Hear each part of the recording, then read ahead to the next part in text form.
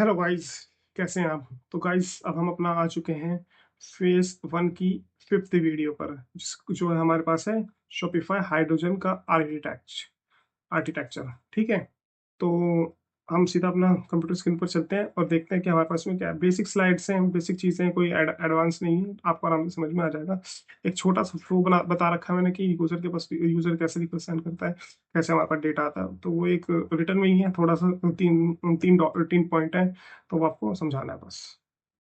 तो गाइस, अब हम अपना कंप्यूटर स्क्रीन पर हैं, रिकॉर्डिंग स्टार्ट कर दी है और ये हमारा रिकॉर्ड होना भी स्टार्ट हो गया। ठीक है, तो अब हम अपना फिफ्थ स्लाइड देखते हैं। फेज वन की हमारे पास क्या है?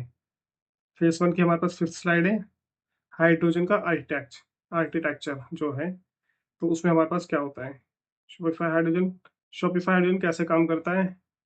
ठीक है, तो इसके अंदर वही बताया मैंने, एक छोटा सा फ्लो देकर कि क्या है, जिससे कि थोड़ा अंडरस्टैंडिंग बेटर हो जाए। हाइड्रोजन क्या है? शॉपिफाई का एक रिएक्ट फ्रेमवर्क है। ठीक है, हाइड्रोजन जो है वो एक शॉपिफाई का रिएक्ट फ्रेमवर्क है, जो हैंडल स्टोर के लिए है और फास्ट एंड मॉडर्न है, मतलब काफ़ी ज़्यादा फास्ट है नॉर्मल जो हमारा स्टैंडर्ड शॉपिफाई है उससे। और इसको बनाने के लिए हाइड्रोजन एक हाइड्रोजन एक रिएक्ट फ्रेमवर्क है जो शॉपिफाई ने स्पेशली हैंडलेस के लिए बनाया है।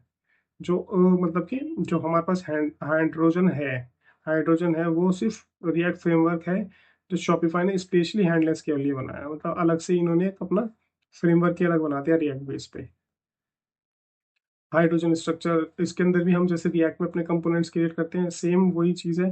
रिएक्ट इसमें भी हम अपना हाइड्रोजन में भी कंपोनेंट्स क्रिएट करते हैं, राउटिंग होती है और एपीआई से हम अपना स्टोरफ्रंट एपीआई से अपना डेटा फैच कराते हैं।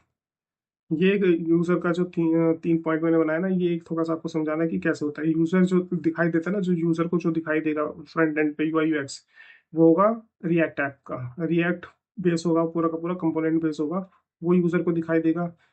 अब रिएक्ट क्या करेगा? वो कॉल करेगा एपीआई को, जो हम बैक क्या कहते हैं, जो हम रिएक्ट के ऐप के अंदर, हाइड्रोजन के अंदर जो है, हम एपीआई से कॉल कराएंगे शॉपिफाई को, और शॉपिफाई क्या करेगा? वो डेटा हमारे को दे देगा। फ्रंट एंड डाटा फैच करने के लिए होता है, मतलब फ्रंट एंड पे हम अपना डेटा फैच कर सकते हैं। जब भी मतलब यूजर ओपन करेगा ना, जब भी यूजर अपनी कोई भी वेबसाइट ओपन करता है या कोई प्रोडक्ट ओपन करता है, तो रिएक्ट ऐप एपीआई क्या करती है कि कॉल करती है शॉपिफाई को डेटा फैच करने के लिए। ठीक है, तो सिंपल है काफ़ी। मेन पार्ट इसके अंदर वही है, कंपोनेंट बनाने का। वही हमारे पास जैसे रिएक्ट के अंदर होता है, वही हम इसमें करने वाले हैं कि कंपोनेंट बनाएंगे। लोडर हमारे पास एक फंक्शन होता है जिससे हम अपना डाटा फैच कराते हैं, और राउट्स होते हैं जो हमारे पास पेजेस हम इसके अंदर अपना क्रिएट करते हैं। डायनामिक कैसे करते हैं और स्टैटिक कैसे करते हैं, दोनों चीज़ मैं आपको फ्यूचर बनाने वाला हूँ। एसएसआर क्या होता है? सर्वर पे पेज रेंडर होता है, फास्ट लोडिंग होती है, एससी फाइंड होता है।